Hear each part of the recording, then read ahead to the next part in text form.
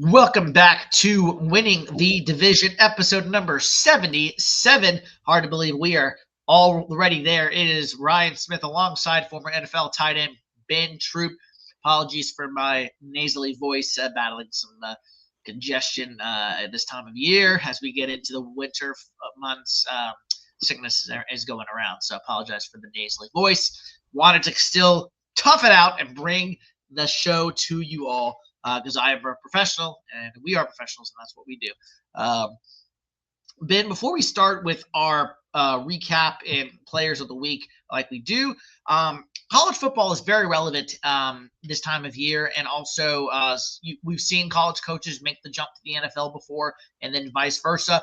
Not sure if any NFL coaches are going to do that as of yet, and college head coaches going to the NFL, but Chip Kelly, a former NFL offensive coordinator, got fired, as we know. We talked about that last week. Rumor is he might be going to one of these openings that just happened very recently. So quick recap, because I don't want to spend a lot of time on this. Bob Chesney, James Madison's head coach, out there. He's now taking the job at UCLA out there in Los Angeles.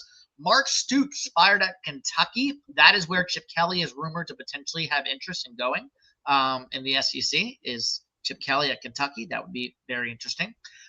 Tim Beck out at Coastal Carolina. John Summerall is out. And Ben, my co-host, Florida Gators, alum by the Gators, John Summerall, the new head coach there in Gainesville. Alex Golsh out in South Florida, hired by Auburn University. Ryan Silverfield out in Memphis, going to Arkansas University. Jim Morris out at UConn, or Jim Mora, I'm sorry. I apologize. I did not want to do that great man like that. Jim Mora going to Colorado State. And then Eric Morris from North Texas going to Oklahoma State. So those are kind of the major ones that just dropped. A lot of the other people, have seen by now. And then, and one more. Pat Fitzgerald, former Northwestern coach, is now going to be the head coach at Michigan State, firing Jonathan Smith yesterday after 2 seasons. Ben, am I missing one more? Yeah, that's right. Oh, Lane Kiffin. Oh, that's right. I forgot about that one. It must have slipped my mind. Lane Kiffin going to LSU from Ole Miss, and Ole Miss promoting Pete Golden, former defensive coordinator under Nick Saban at Alabama, actually, and now at Ole Miss, where he was defensive coordinator under Lane Kiffin. Now going to be the permanent head coach there with the Rebels after 6 seasons under Lane Kiffin. That was a lot, Ben. So thoughts on all those college jobs, any that stick out to you for the 2026 college football season next year? I was a Coach Chaney coming from James Madison, going out there to UCLA. That's a total different world from where he is to where he's going. Obviously Coach Summerall going from Tulane to Florida. I mean, I got a chance to see him in his introductory press conference. Lane Kiffin stating that he's trying to make LSU the best program in the country.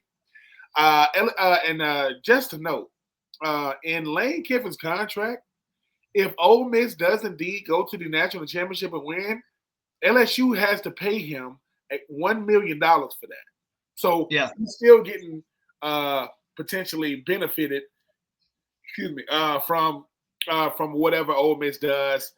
But I'm just looking at all the coaching vacancies that just got for Colorado State, Oklahoma State, Michigan State, UCLA, Arkansas, Florida, LSU, Ole Miss, Kentucky. And I think the thing about college athletics that we need to understand is expectations are one thing that's going to get you fired quicker than anything else. But these big-time programs, they have to feel it. They have to feel they're trying to fill that roster out, but you got to have a head coach. And if people go, why now? Why is all these coaches getting hired now? There is something called early signing day. Early signing day, we probably like 2 or 3 weeks away from it, toward like the end of December. That is what's putting more pressure on these coaches to come in. I guarantee you, the coaches did them introductory press conferences, and they got straight up. They did the introductory press conferences. They spoke to the players that they want to bring back. And they went straight to the 2026 recruiting class. I guarantee that's how they did it, as they should. But congratulations to all the new coaches. I think that and my Florida Gator faithful, they was all kind of up in arms because they thought that they was going to get Lane Kiffin. Look, do not get your news from social media. Do not base what you do on feelings and emotions, and you will get over it. It'll be fine. All these guys that became big names because they went to a school and they went out there and they made a name for themselves. Who was at Coach Summerall, who had coach of Florida's press conference? What's the guy's name? Steve Spurrier. You ever heard of him? Yeah. Urban Meyer. Ever heard of him? Urban Meyer wears more Florida gear. I ain't seen him wear Ohio State gear since he left Ohio State. He probably lived down there in Gainesville or somewhere close by. But shout out to all the coaches and to the players that were currently on the team.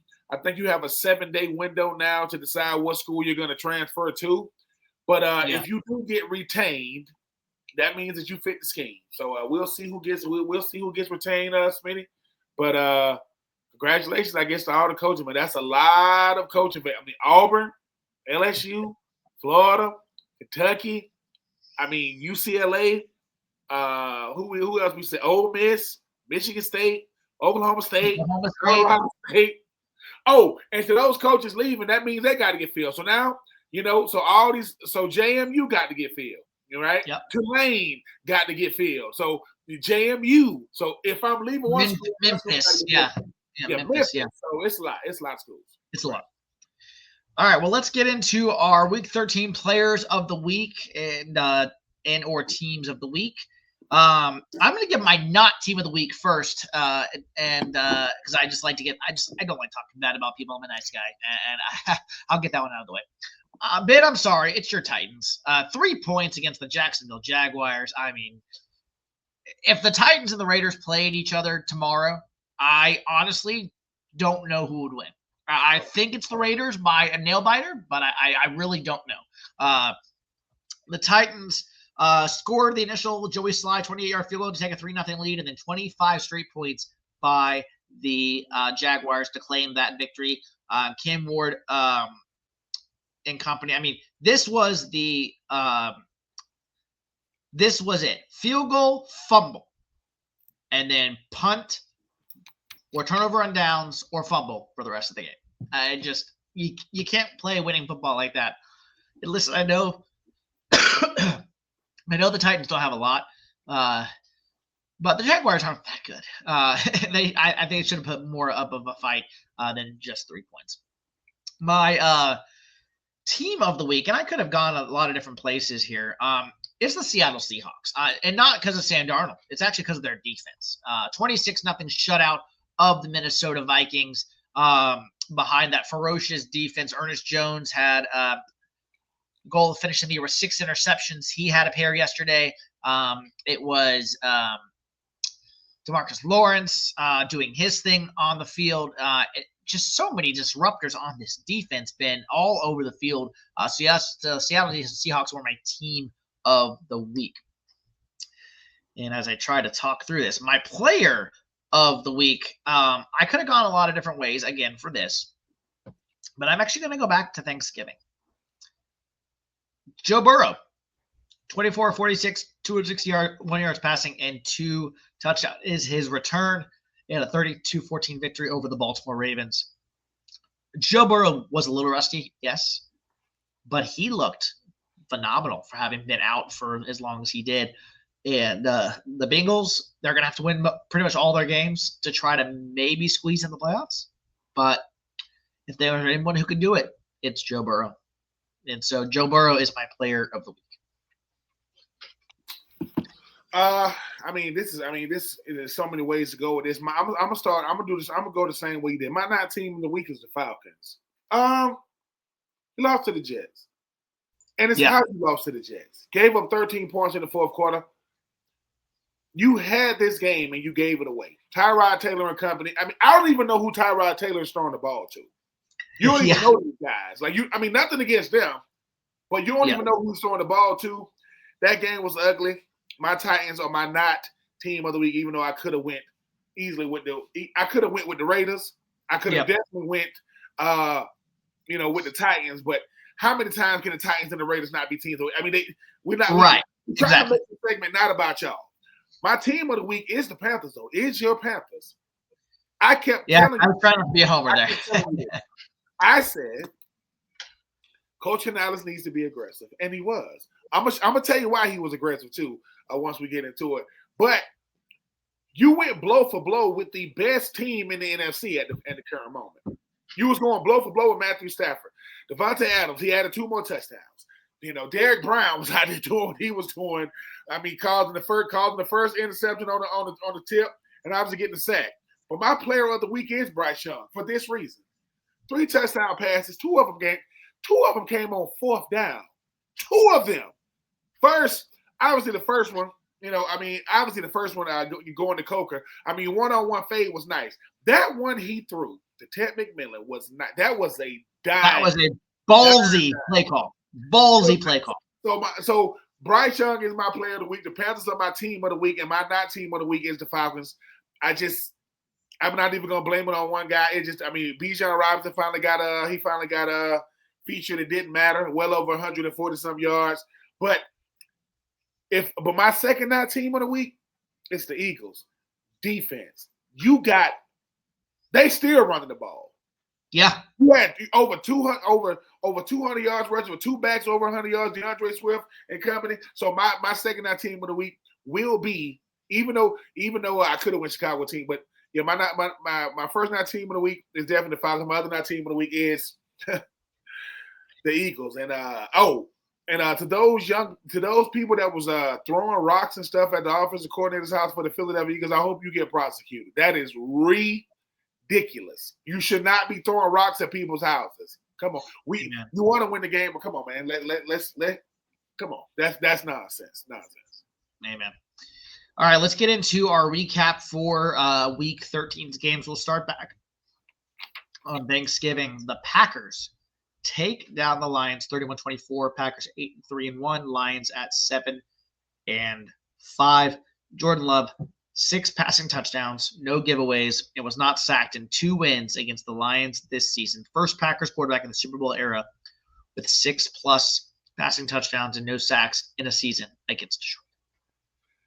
Jared Goff, 20-26, 256 yards, 2 touchdowns. Gibbs had led all rushing with 20 rushes, 68 yards. Obviously, Montgomery had 8 for 32 and 1 touchdown. Williams had 7 catches, 144 yards. James Williams is really coming on. 20.6 yards a catch. T. Kennedy had 4 for 36. But as you mentioned, this is all about 2 people. That would be Jordan Love and Michael Parsons. Michael Parsons is a closer. I know everybody wants to talk about what Myles Garrett is doing, and rightfully so. Michael Parsons, who got drafted as an off-the-ball linebacker, not an outside linebacker defensive end, is the only first player in a long time, 5 seasons, over 12 sacks every season, at least 12 sacks every year. But Jordan Love, this is what I mean by efficiency. 18-30, 234 yards, 4 touchdowns, no picks. Jacobs had 17 rushes, 83 yards, but he spread the ball around. Wicks had 6 for 94, 2 touchdowns. C. Watson had 4 for 80 and a touchdown. Dobbs had 4 for 20. What's dangerous about Green Bay is they can outscore you and they can close on defense. That's a sign of a good team. Michael Parsons is worth every cent they gave him right now. I mean, if you look at the amount of people who's blocking him on any given play, he still gets there. He has a motor. He has pass rush moves and everything. But Green Bay is going in the right direction. And dare I say the Detroit Lions are going in the wrong direction. Amon St.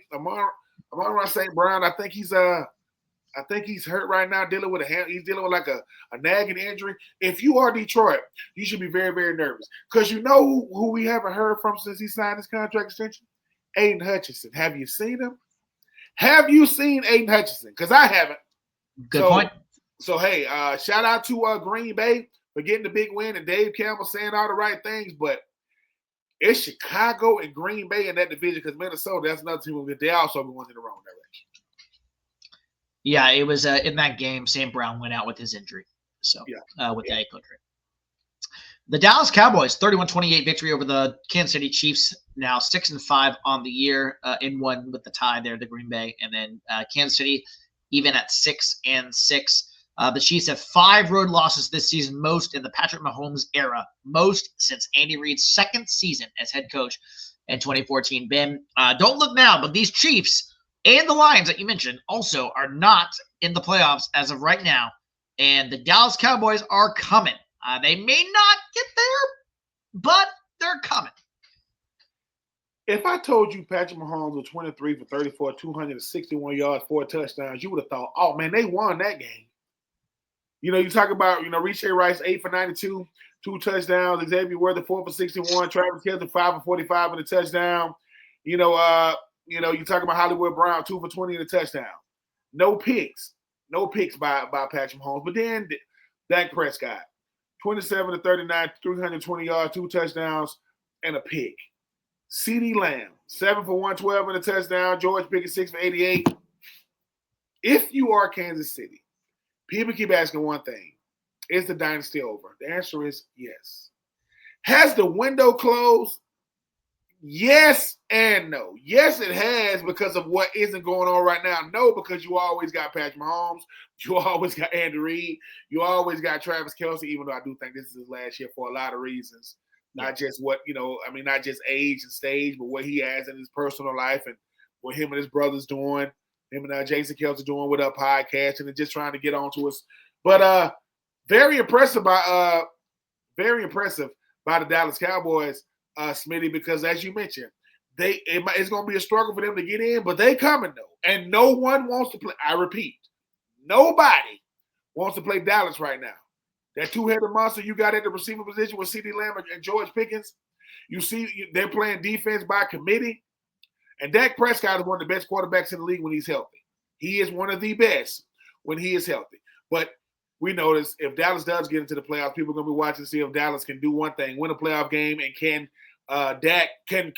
regular season Dak be the same as postseason Dak? Because the two, even though they're the same person, they don't play the same.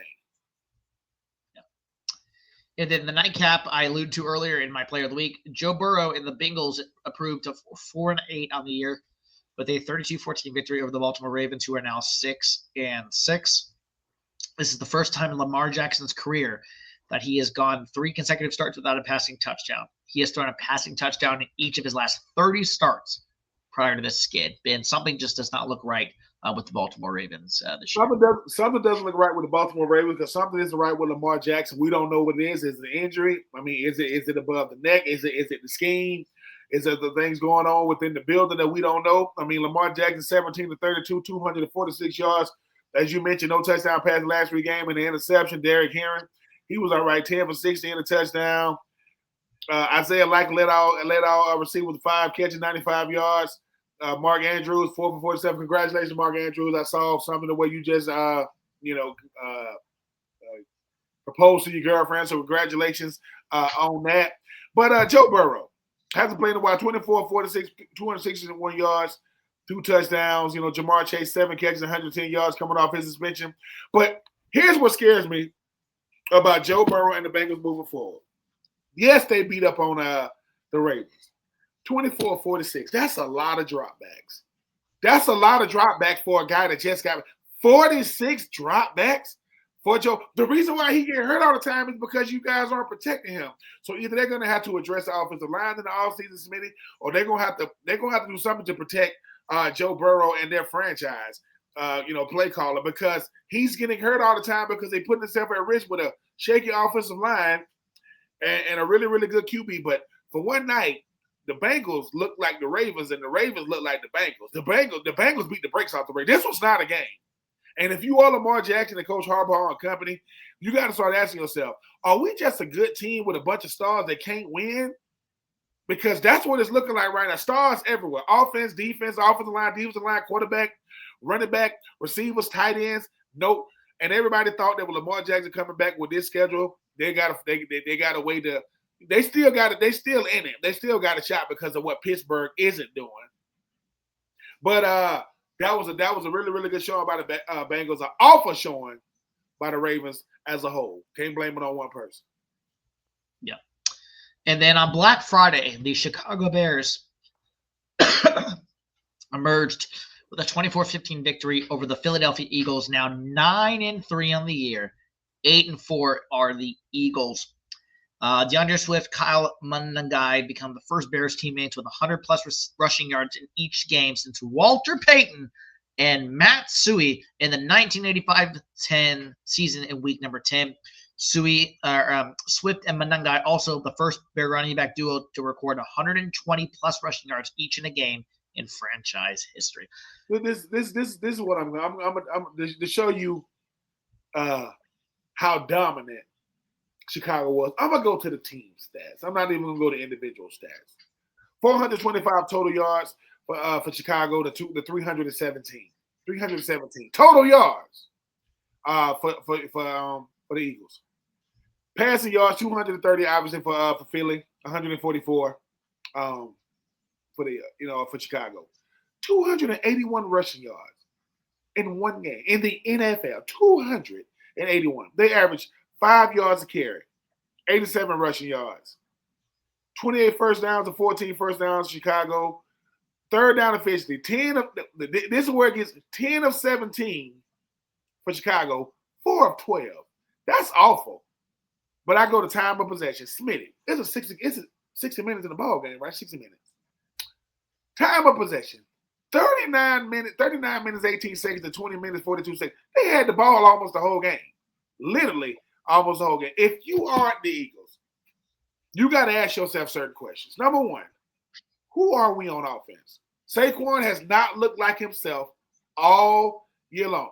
But I kind of knew that coming off a 2,000-yard season. If you look at in history, if you look at every running back that's ever had 2,000 yards, there was a fall off the next year because the workload and all these different things. But Smitty, if when you get beat just running the football, that's mentality. That's not scheme. We're gonna just put our hands in the dirt and we're gonna you got out physical. That's what happened to you.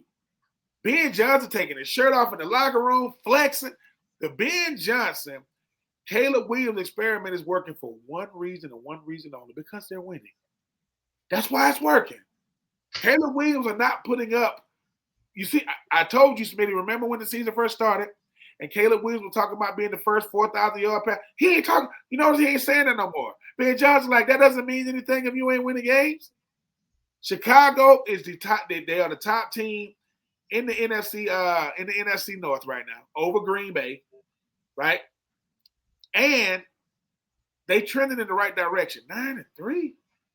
If you are the Eagles and Nick Sirianni, y'all gonna have to figure out what you are on offense. You got to figure out what you are on defense, but you got to figure out what you are as a team, because this could get ugly. Because Chicago ain't going nowhere, and when a team beats you, you're supposed to run the football when it gets cold and rainy and sludges. They just ran the football on y'all and said, "We're gonna beat y'all up." Shout out to Caleb Williams and the Eagles. Shout out to Caleb Williams and the Bears. And if you are the Eagles, y'all better find a way to get back right real quick, because you got a Dallas Cowboy team that's coming, and you got an NFC that respects y'all, but I don't think they're scared of y'all.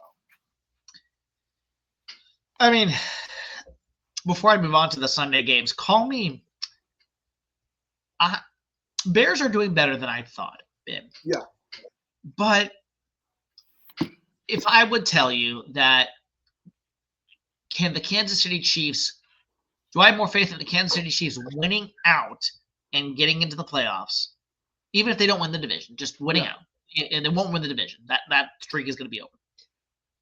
And then the Bears, they might get in as the 7th seed, but like fading down the stretch, because their schedule, I mean, yes, they played the Eagles. That was a great win. I'll give them that. But the Eagles have been slumping for a bit.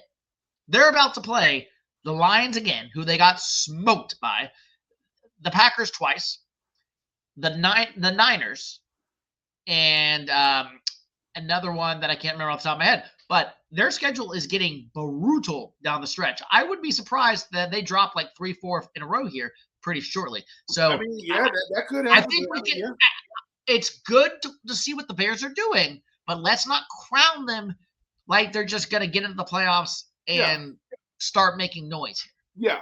Well, I'm just going off what I've seen. They've won in a lot of different ways. They've done it in a way that Ben Johnson has put his stamp.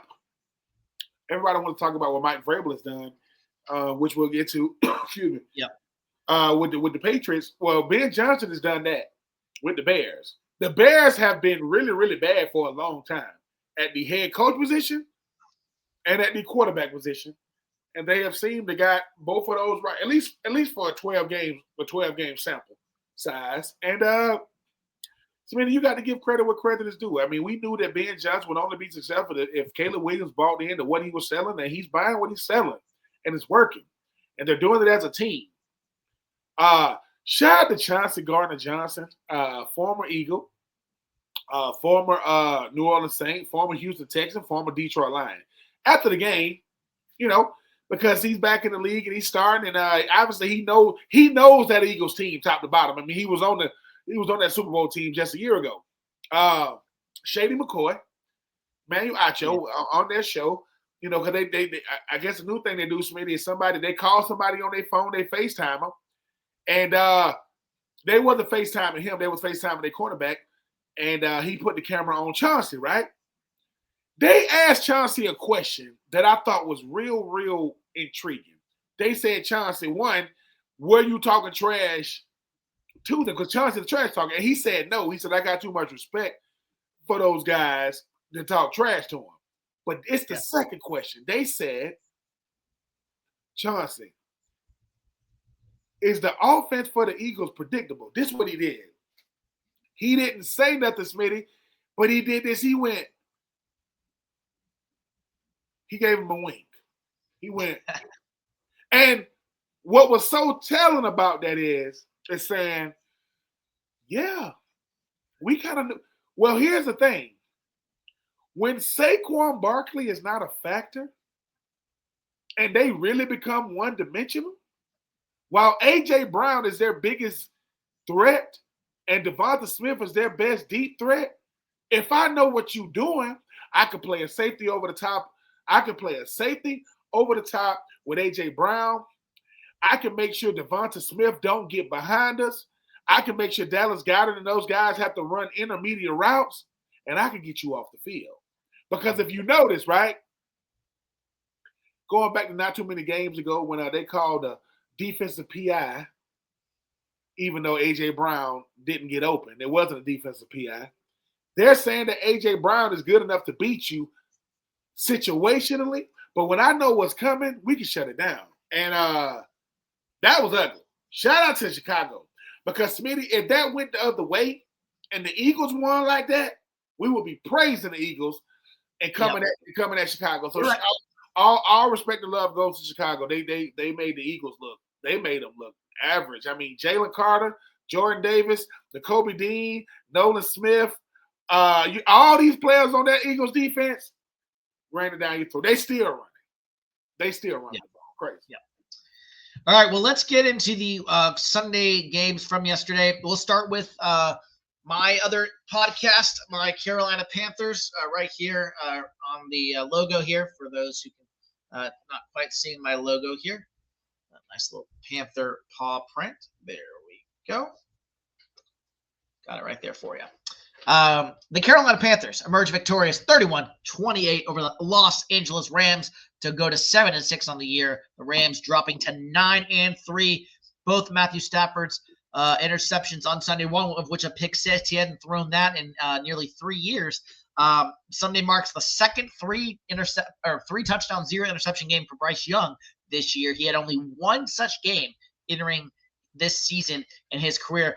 Ben, this I'll just say this. This was the biggest win for the Carolina Panthers since when? In Charlotte specifically. Not counting road games. It just a phenomenal win by the Carolina Panthers. Even me, one of the most optimistic fans and content creators of the Panthers, did not see this one coming. It was beautiful to watch. The fourth down conversions, the defense takeaways. J.C. Horn and Trayvon Moore were not even there. Yeah. They were on the field. Yeah. And they were not even. They were in street clothes. I just cannot say enough about Ajero Rivera doing his thing on the defense side of the ball, and having familiarity with the Rams does help a little bit. I will admit. And then on the offensive side, Dave Canales, like you said, decided to finally open up the playbook and run the ball with Chuba and Rico together, like thunder and lightning. When one's tired, the other one goes in, etc.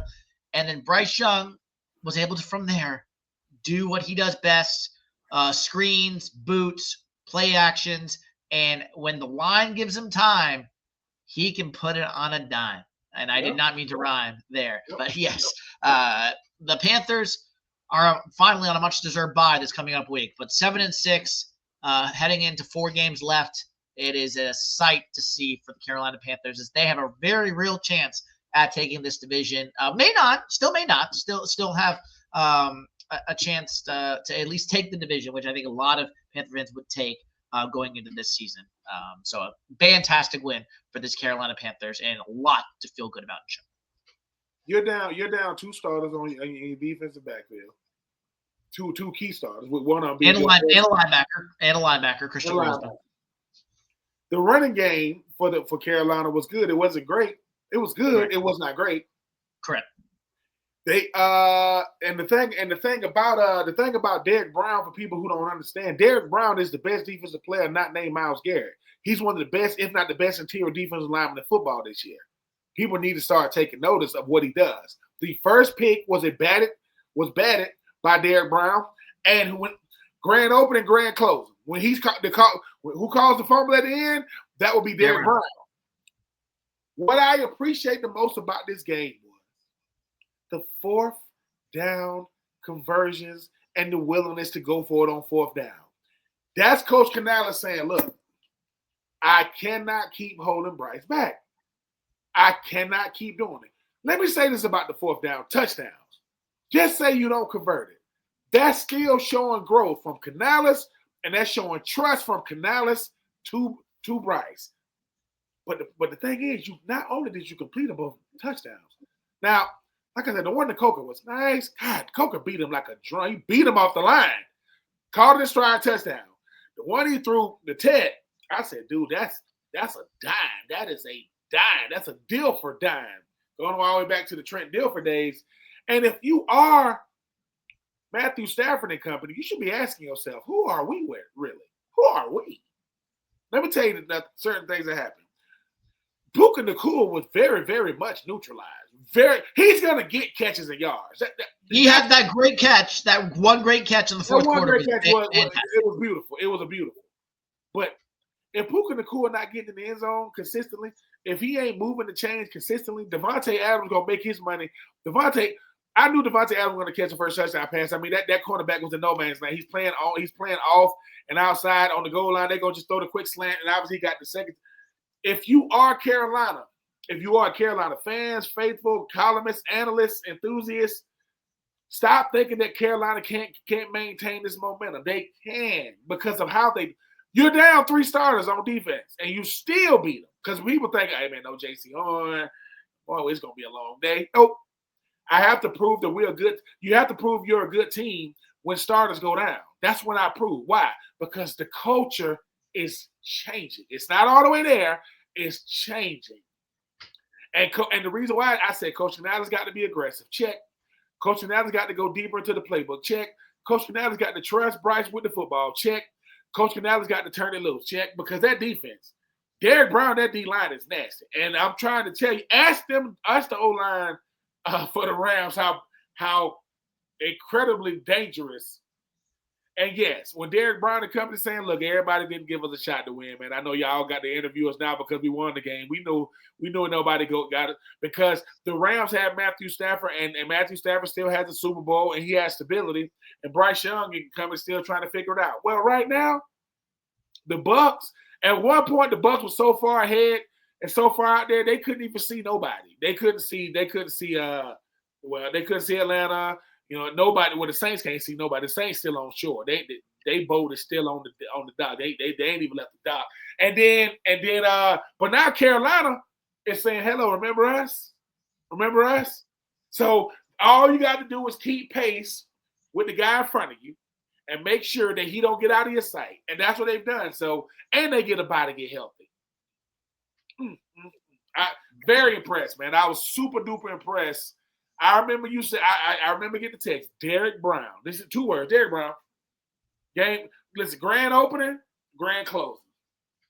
Thank you, God bless a good night. Make sure and tip your waitress because the Panthers, ladies and gentlemen, they are for real. Regardless of what they do, they are for real. Smitty, we are talking about, our show is called Winning the Division for a reason. We're talking about your Panthers winning the division. When most people thought they're going to win 4 games, 5 games. Hey, man. I predicted 8 and 9. I think you said 9 and 8, if I'm not mistaken. Yep. So we're right there. We're right there on track. Maybe they'll go 10 and 7 and beat us both, which would be fantastic. The team that the Carolina Panthers, they were coming off a short week facing the San Francisco 49ers, who they should have beat, by the way, but that's another conversation for another day. 3 interceptions on Brock Purdy, but that was last week. 26-8 victory over the Cleveland Browns. They're in Cleveland. The Niners 9-4 on the year.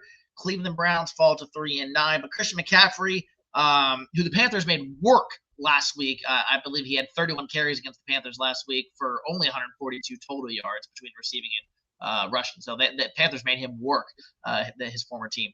But McCaffrey in this game, 800 rushing yards, 800 receiving yards in a season after this game for the 3rd time in his career, joining Marshall Faulk as the only other player to accomplish this feat. Niners now 9-4 on the year with a bye, and then they get the Titans next, Ben. So we might as well say 10-4.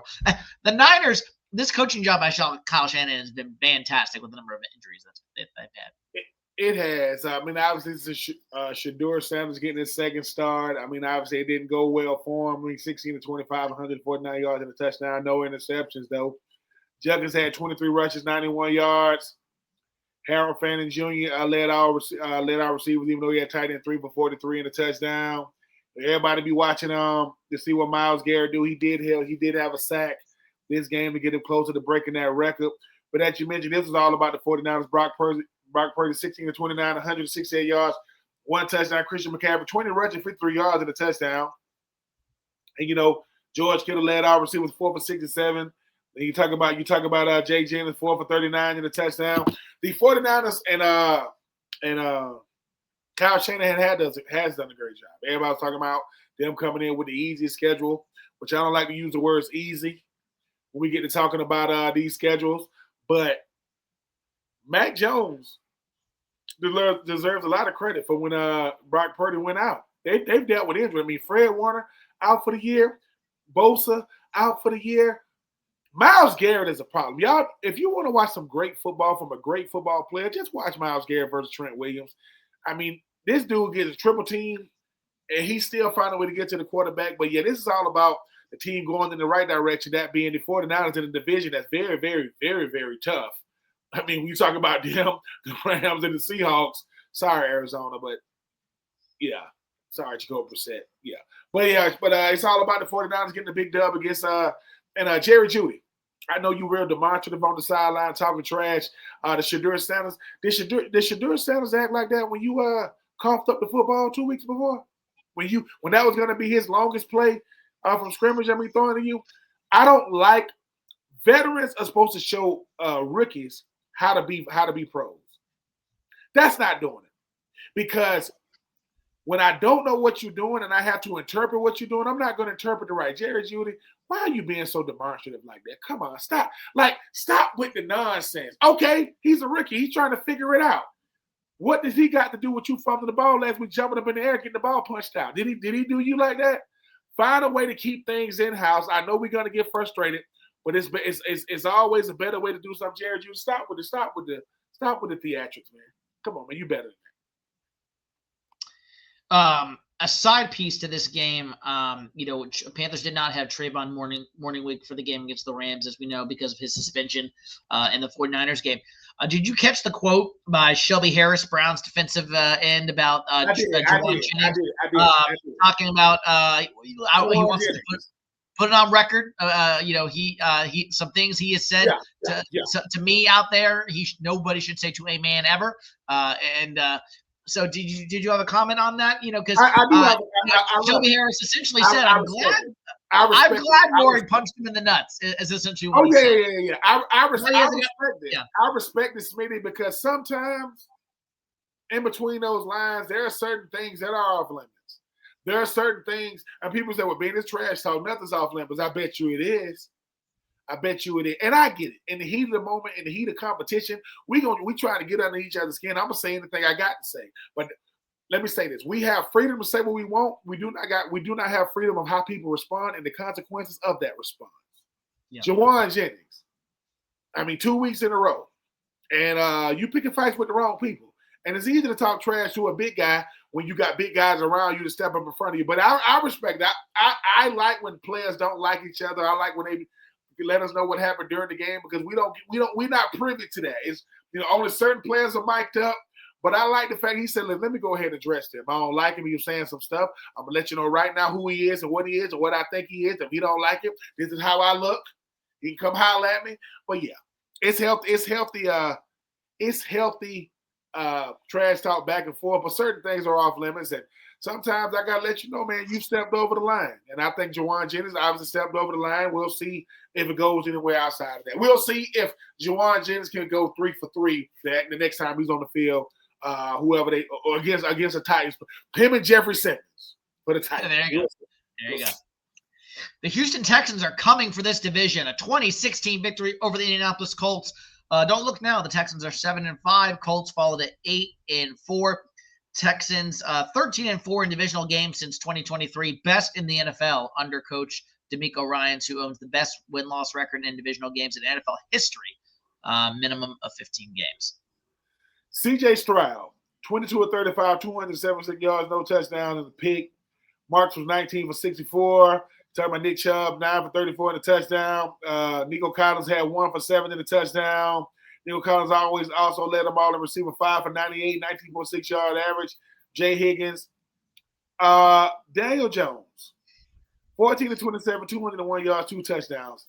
Jonathan Taylor, 21 to 85, no touchdowns. They find a way to neutralize him. Pierce led our receivers, 4 for 78 in the touchdown.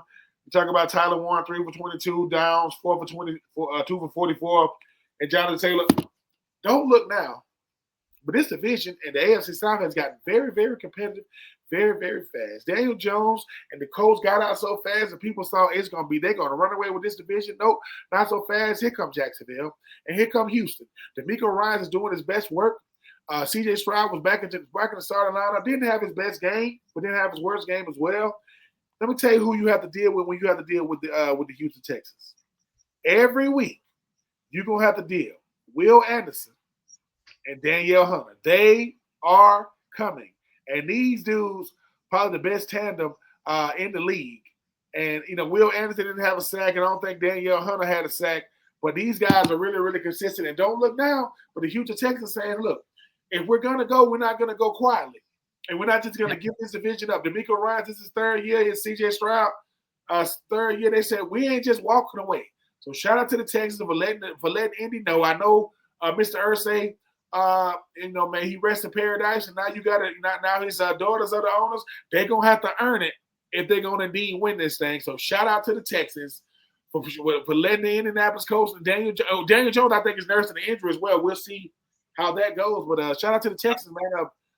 Put not just the AFC South on notice, but the AFC on notice, saying, "Hey, before y'all write us off, make sure we get the memo as well." Yeah, I think it's a partial fracture in his fibula. That's next level playing through something like that. With Daniel Jones there. The Miami Dolphins are slowly coming up. 21-17 over the New Orleans Saints, who are improving to 5-7 on the year. 2-10 for the Saints down there at the bottom of the NFC South. But it was Devon Achane, first Dolphins running back with 120-plus rushing yards in 3 straight games since Ricky Williams back in 2002. That is a franchise record. I mean, the Saints are doing all they can, right? Shaw had 26-38, 259 yards, 239 yards, 2 touchdowns, and a pick. Alvin Kamara didn't play. Vale had 8 for 93 in the touchdown. Chris Olave had 4 for 47 in the touchdown. That you mentioned, the Dolphins. Last 3 games, they get through with 2 or 12 for 23, 157 yards in a pick. You talking about A-Chain, 22 for 134 yards in a touchdown. Darren Waller was back in the lineup, 2 for 47, no touchdown. Jalen Waddle, 3 for 40. Look now, no GM, no Tyreek Hill, no problem. No Jalen Phillips. No problem. If you are the Dolphins, can we keep riding this wave? Can we keep playing good football? Can we keep going out there and being competitive? And it's very and I've been very impressed with what Tua has done. So shout out to Tua, man. A guy that go through a lot. They probably get way more criticism and not enough praise when he goes out there and get it done. And Mike McDaniel, hey man, he might be one of the more weirder personality type coaches in the league, but he's finding a way to keep the ship afloat. And nothing makes coming to work better than winning. And the Dolphins are winning. So shout out to the Dolphins. And if you are the Saints, all you're doing is just saying, man, let's just get to the end of the season. My goodness.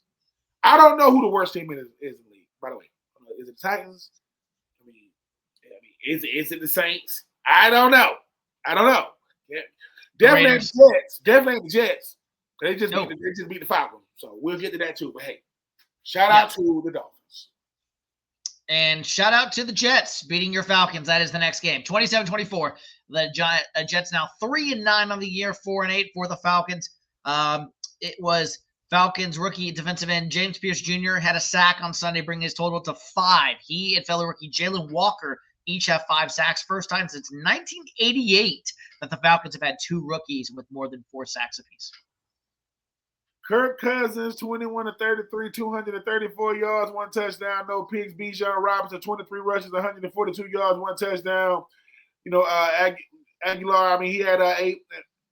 Algier, he had 8 for 20 and a touchdown. Kyle Pitts, 7 catches, 82 yards. Led our receivers. Bijan Robinson also had 5 catches, 51 yards. I would say this: Tyrod Taylor, 19-33, 172 yards and a touchdown.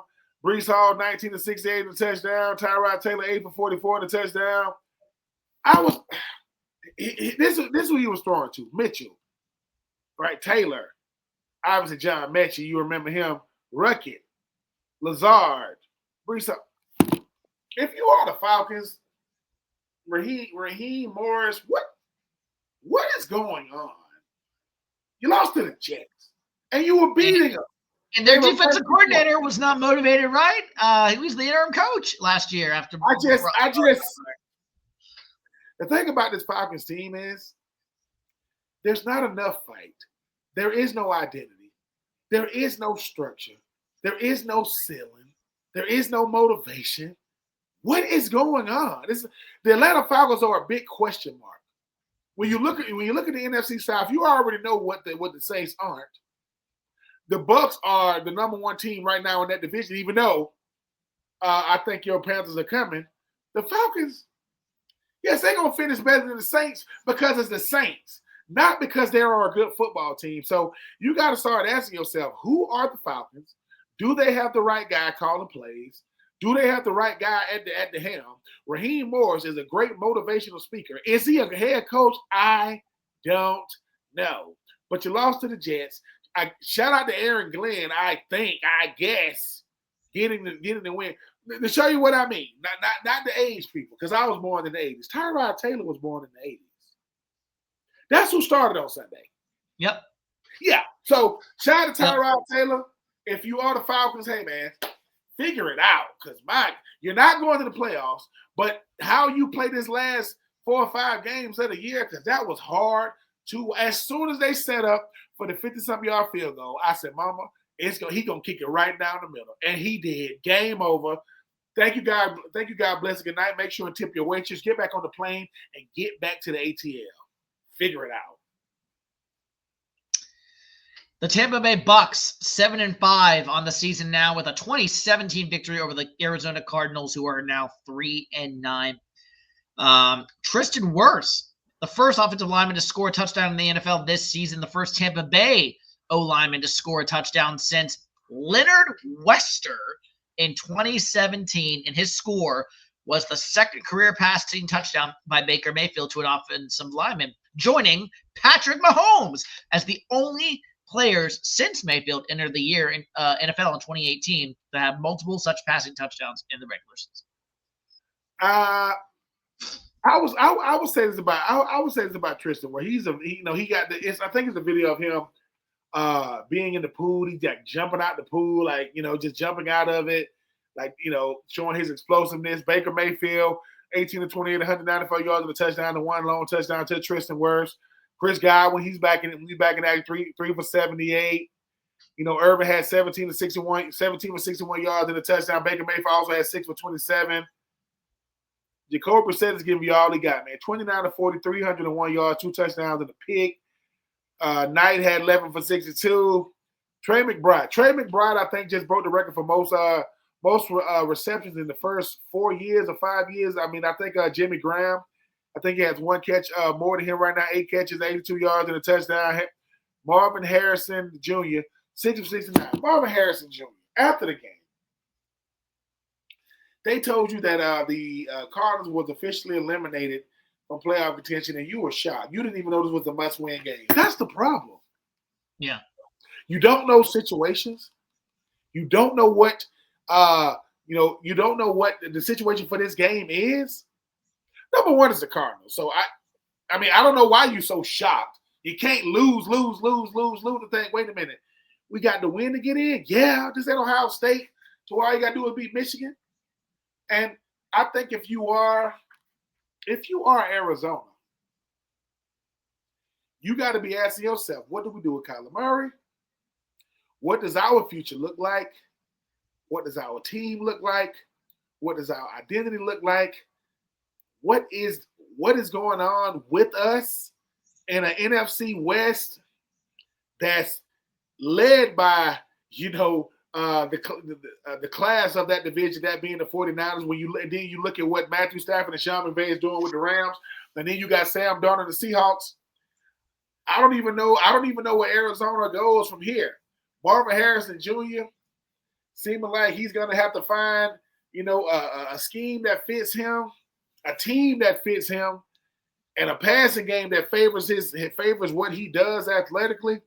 But yeah, the fact that your star receiver, or your number one receiver, I don't know if he's a star yet, your number one receiver didn't understand that they was out of playoff contention. To my like, this is a must-win. Every game in the NFL is a must-win. But you at least need to know what the must-wins are.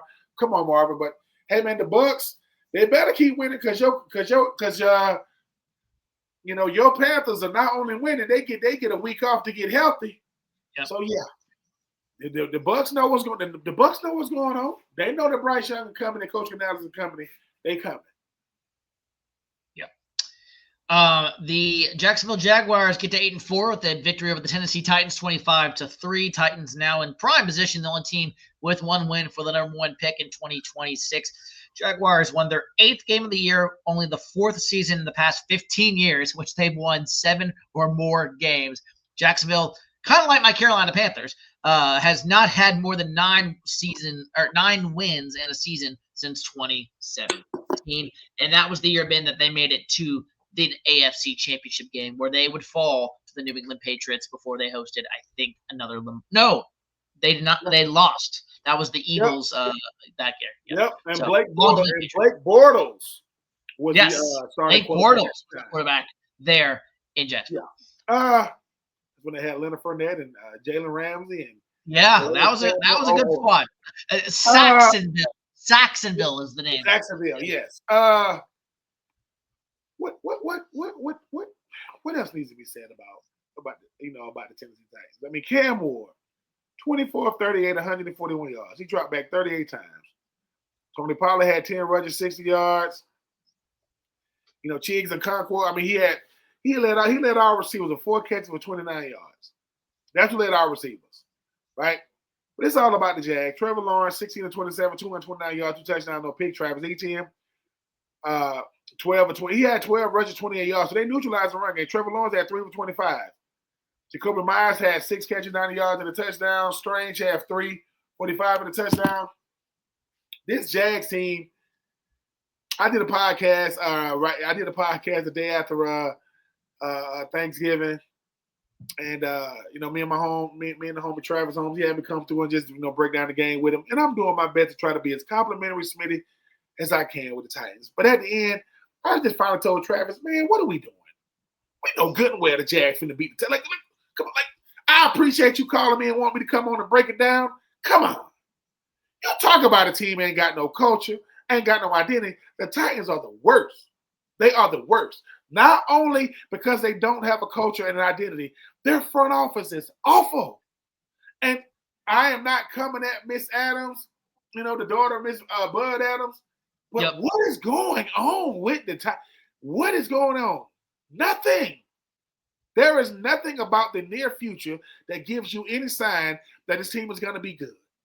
The Texans are coming. The Jags are playing well, right? And the Colts are first in the division. Well, they were. I don't know who the first in the division now. So if you are the Titans, the word rebuild, right? It's gonna have to be a rebirth because y'all it is dead in Nashville. So I don't know what they're gonna do, but a game like Sunday shows you how far you need to come. Jacksonville is good, but they're that good? No, I don't know if Jacksonville is that good or the Titans are that bad, or maybe it's both. Jags are good and the Titans are awful. So, hey, I wouldn't wish that on nobody, but they're gonna have to figure it out.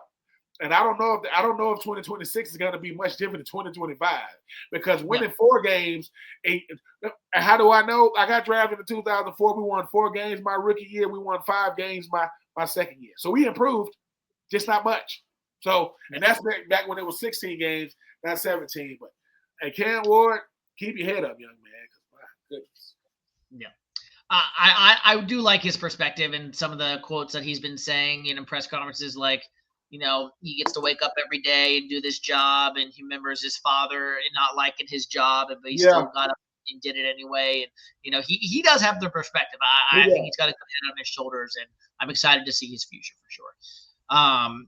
The Seattle Seahawks, the Titans' opponent last week, ironically allowed the Titans to score 24 points. Now, some of that was in garbage time last week as well because they had that game well in hand, obviously. But this week, the Seattle Seahawks allowed no points. A 26-0 victory over the Minnesota Vikings. The Seahawks 9-3 on the year. Vikings 4-8. It was the Seahawks' first shutout in more than a decade. The Vikings were shut out for the first time since Week 10 of the 2007 season. Been a streak of 294 straight games and the 3rd longest active streak in the NFL entering Sunday. Only the Ravens and Steelers had longer streaks. And before you say anything, today's breaking news, Adam Thielen got waived by the Minnesota Vikings today.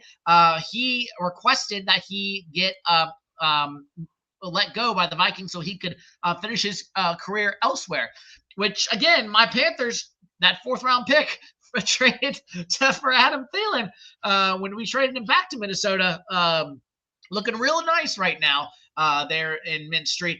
No, I don't think the Panthers will be picking him up. I think he will be either going unsigned and will be a free agent, or I could see somebody like I don't know. Who do you think? As you recap this game, who do you think might pick up Adam Thielen? I mean, it's a lot of teams need help. I mean, I can see a Rams team picking him up because I think he provides depth. I mean, I can see a 49ers team potentially picking him up. I mean, because you always need depth, right? He brings depth. But the Bucks, why they waiting on Mike Evans to come back? Who knows? They might. That would be interesting. The Falcons, maybe with Drake London being out. He said he wants to go with a team that's going to make more of a deep playoff run, which lets you know that he's probably thinking of hanging it up. Probably after this year, he's like, look, but I want to see. He's already said he's probably going to be done. Yeah. Yeah. So and I respect Minnesota. You know that's his hometown team. That's where he's from. Letting him out of the contract. But this is what stood out about this game. I mean, Max Brosner. I mean, people always talk about Brosner. I mean, hometown kid, University of Minnesota product. Yeah, 126 yards, 4 picks.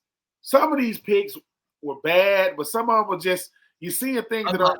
T.J. Hockenson 6 for 59, Jordan Addison 5 for 36, Justin Jefferson 2 catches, 4 yards. I mean, he's doing the best he can. Sam Darnold did not play well. The defense bailed him out. Sam Darnold was 14 to 26, 128 yards on a 26-0 victory. So, I will say this about Sam Darnold. People ain't saying it. Sam Darnold has not been playing well. He has not. The team has. He has not. So you're going to have to figure out what's going on with Sam Darnold, or they'll find themselves not making the playoffs too, because they might get 3 out of there. I think the Rams are still going to get it. I definitely know the 49ers are going to get in. you got a Sam Darnold problem, and it's because you got to figure out. You better solve that problem really, really quick. I don't know, but if you are the Vikings, wow, like what happened to the Vikings? And people can say Carson Wentz going out really hurt the Vikings because that was your solid backup. And now, whenever you got to go to an undrafted rookie, you better have a solid team around him. Yeah. And I think the Vikings are a good team. They're not a rock solid team, but yeah, that ugly. I mean, to not score a point in the NFL, you know how hard that is. It's hard. Man, that's rough. The Buffalo Bills get to 8-4 with a 26-7 victory over the Pittsburgh Steelers, who fall to 6-6, and Aaron Rodgers leaves with a bloodied eye and face near his nose. Bloodied face, I'll say. Josh Allen got roughed up a little bit as well. It was Christian Benford, the fourth Bills player to record a fumble return for a touchdown and an interception in the same game since Drayton Florence did it for the Buffalo Bills back in 2010. Haven't heard that name in a while. James Cook totaled 60 yards before contact, his second most in a game this season, and added 84 yards after contact, his fourth most of the season, and tied his season high bin for 6 missed tackles forced on the ground. So Buffalo Bills over the Pittsburgh Steelers. I'm gonna start with the Steelers. Aaron Rodgers, and I'm gonna come back. I'm gonna go Steelers, Buffalo. Come back to the Steelers. Aaron Rodgers, 10 of 21, 117 yards. Mason Rudolph was over 3 and a pick. Warren had 10 rushes, 35 yards, and a touchdown. Darnell Washington led all receiver, 2 catches, 45 yards. DK Metcalf, 3 catches, 32 yards. That is not working out right now. Josh Allen, 15 of 23, 123 yards, a touchdown, and a pick. Mentioned James Cook, 32 rushes, 144 yards. James Cook also had 3 catches, 33 yards. Keon Coleman did get a touchdown catch. Congratulations to Josh Allen, breaking Cam Newton's record, 76 career rushing touchdowns on the ground. Incredible. But this is about the Steelers. After the game, one Aaron Rodgers said that Jonnu Smith, I made an adjustment. He's supposed to run an in. He ran an out. He said the guys show up to the meetings. We go over the plays together, and I trust that their professionalism, they're gonna be able to go out there and get things done. Why did you have to say that out loud, Aaron Rodgers? Like, I don't get that part. Just say we lost. We didn't play well. Let me tell you what Aaron Rodgers does that people always say he don't like for you to put the blame on him. He's saying it's them, not me. But you know who's really taking a step back in this game? No one wants to say it. Jalen Ramsey. Jalen Ramsey plays safety for Steelers. You don't know he's out there most of the time. You just don't. He's out there trying to make tackles, missing tackles. Ain't really covering nobody like he should. Don't look now. But the reason why the Ravens got a shot to win this division is because the division is awful. Cleveland is not good. Cincinnati just beat the Ravens, and the Ravens are better than the Steelers. What is wrong with the AFC North? It is crazy right now. So, do you think we could see a team at 8-9 win this division? Yes. It's gonna be yes, because with Joe Burrow being back, they're gonna find a way to win some games. Cleveland is Cleveland. If Baltimore can wake up, they can win it. And I don't trust Pittsburgh. I just don't. Your leading receiver is Darnell Washington. Darnell Washington weighs 311 pounds, man. And ain't nothing wrong with that. But a 300-pounder is leading you in catches and yards. Come on, DK Metcalf. But yeah, Pittsburgh is not a good team. Pittsburgh is a very old team with Cameron Hayward, and you talk about T.J. Watt, Jalen Ramsey, Aaron Rodgers. They're gonna have to find a way to know what their identity is too, because everybody kept thinking with Aaron Rodgers going to Pittsburgh, he was gonna keep Mike Thomas' streak of never having to lose a season. That's in jeopardy. That is in jeopardy in 2025. We'll see. And then let's go to the Chargers. Los Angeles Chargers, 31-14 victory over the Las Vegas Raiders. 8-4 is the Chargers record. Raiders 2-10. It was 151 passing yards for Justin Herbert, passing Dan Marino for the third most passing yards logged by a player in their first 6 seasons in NFL history. Herbert trailing only Peyton Manning and Patrick Mahomes in that regard. Herbert also left with a hand injury. It is confirmed he will be having surgery, a minor surgery on his hand this week. Trey Lance got into the game, and then Justin Herbert came back. So Trey Lance probably going to take most of the snaps this week in practice. Herbert already came out and did say he will probably play in the Monday Night Football game next week where the Chargers face, I believe it's the Eagles, if I'm not mistaken. This game was hard to watch only because one team can play football and the other team cannot. The Raiders, I mean, I feel bad for Max Crosby because he give you all he got on a team that's over. Geno Smith, 18 to 23, 165 yards, 2 touchdowns. Brock Bowers, 4 catches, 63 yards, 2 touchdowns, and an incredible one-handed touchdown catch that Brock Bowers had. Justin Herbert, as you mentioned, 15 to 20, 152 yards, 2 touchdowns, and a pick. Trey Lance comes in 1 for 1, 9 yards. Vidal had 126 yards and a touchdown. Patterson had 54 rushing yards on 11 carries and 1 touchdown. McConkey led all.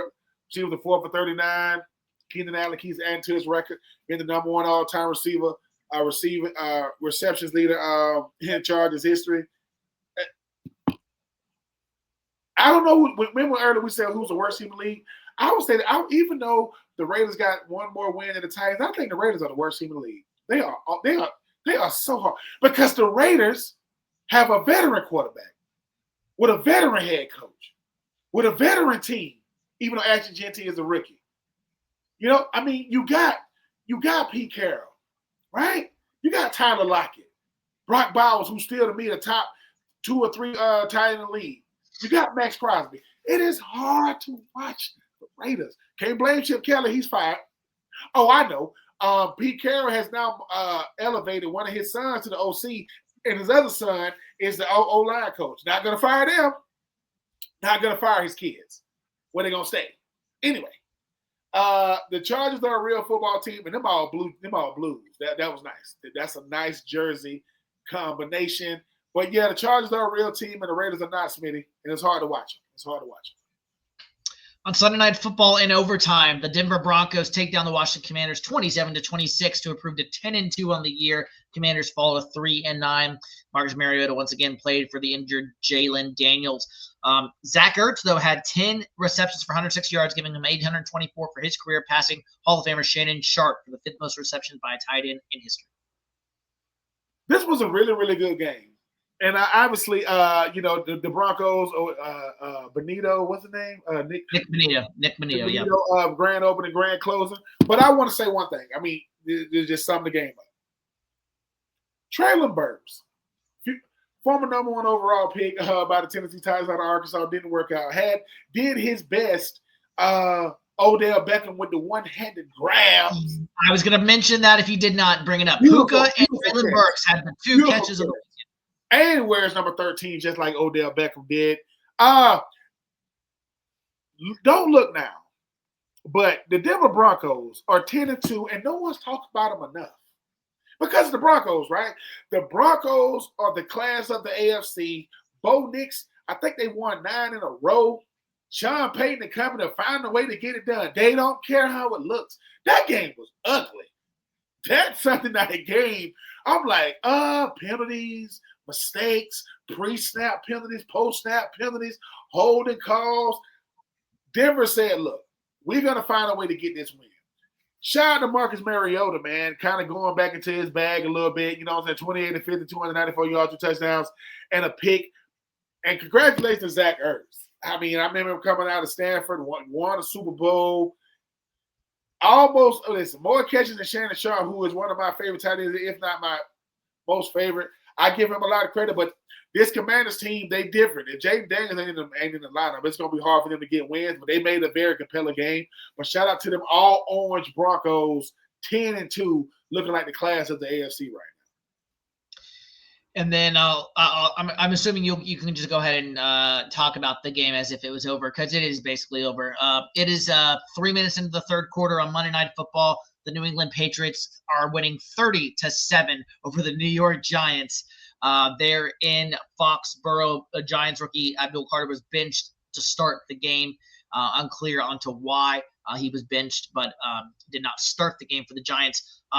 Drake May Some people think he's going to be MVP, Ben, as a second-year player. Do you think he's going to be the MVP? Will it be Matthew Stafford that some people have said?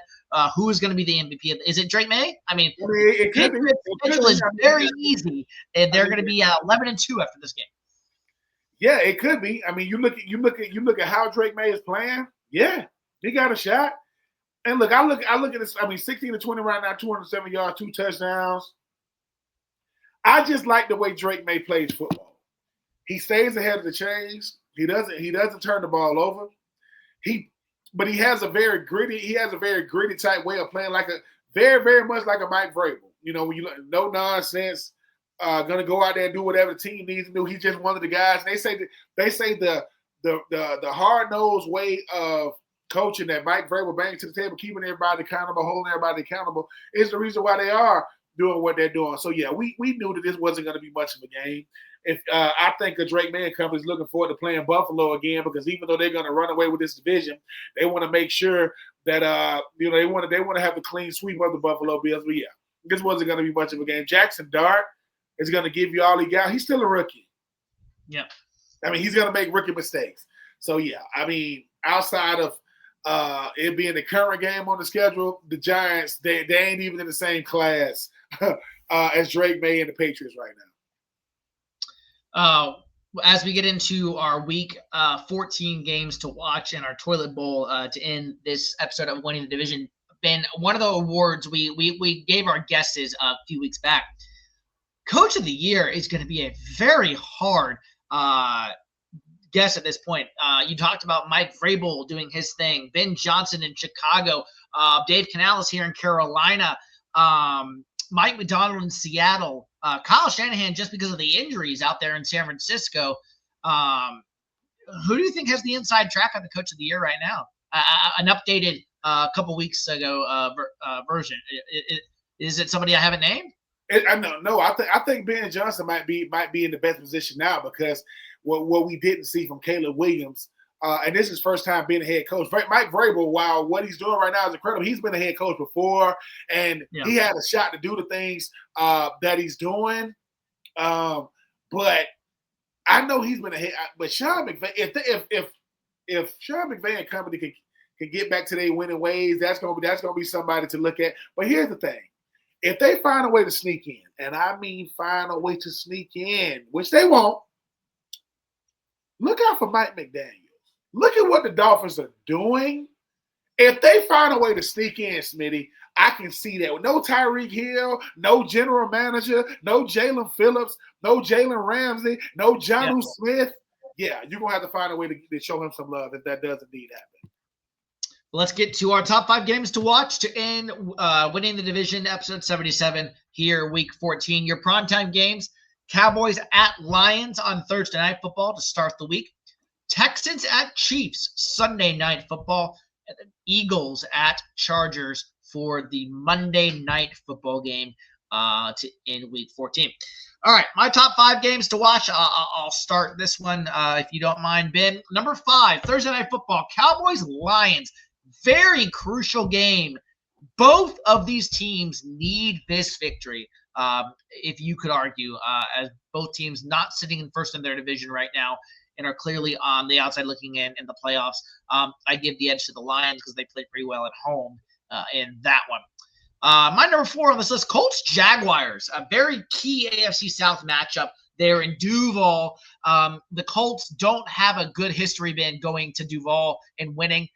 So I give the Jacksonville the edge there once again as they play that one in Duval. My number 3 game on this list, Bears-Packers. Can the Bears go to Lambeau and do what the Carolina Panthers did? That is come out with a victory in Lambeau Field. Should be a good one there in the NFC North. My number 2, Eagles-Chargers on Monday Night Football. Can the Eagles get back to their winning ways by going out to L.A. and facing Justin Herbert, who might be coming off who is going to be coming off hand surgery and won't be maybe fully 100%. And obviously we know his offensive line is definitely not 100%, missing multiple starters there. And then my number 1 is Texans-Chiefs. Both teams need this game. The Chiefs especially need this game. Texans to keep pace with the Jaguars or the Colts winner. from this week as well. Very good Sunday night game coming up here in week 14 as my number one game. And then, do I have to say it? But I'm going to say it anyway. Titans-Browns is the toilet bowl for week 14. Oh, my God. Titans-Browns. Shador versus Cam. I'm sorry, Titan fans, Brown fans, if you're watching this, I apologize. That might set offensive football back a while. It's going to be a lot of views, though. Shador and Cam Ward. I mean, it's going, and that's going to be my toilet bowl too. I'm just going to go ahead and put it out there. But my top 5 games, my number 5, Coach Jags. I mean, when you talk about a Jags team that's gained a lot of ground on this Coach team, Daniel Jones and company versus Trevor Lawrence and company, this is gonna be for supremacy right here. I think it's gonna be a really, really good one. Number 4, Texas Chiefs. Texans, if you didn't remember, a couple of years back, they went up to the Chiefs in the playoffs. They could have beat them. They didn't beat them, but that was a very, very good showing. I want to see C.J. Stroud back off the injury. We're gonna see if the Texans stick with their winning ways and can Kansas City get back to their winning ways. My number 3, Steelers-Ravens. Steelers ugly loss. Ravens a beatdown loss. Somebody got to win this one. The Ravens usually have their way with the Steelers, and it seems as though now the Ravens, all they got to do is cover Darnell Washington, because ain't nobody else getting over the DK Metcalf and company. But Jonnu Smith and Pat Fryermuth for those guys ain't getting open. But that's my number 3. My number 2, listen, Cowboys-Lions. Boy, dome teams. The Cowboys are one of the hottest teams in the NFL right now with CeeDee Lamb and George Pickens and Dak Prescott. And I saw something that Trevon Diggs, he's coming off IR. Can he find a way to get healthy enough? I don't know if he might be a healthy scratch for this game. We'll see what's going on with Amon St. Brown. If the Dallas Cowboys can neutralize Montgomery, and Jahmyr Gibbs, that might be a long day. That might be a long day for the Lions. My number 1, Eagles-Chargers. Eagles, look, y'all gonna have to get back to what y'all do. Get back to y'all identity.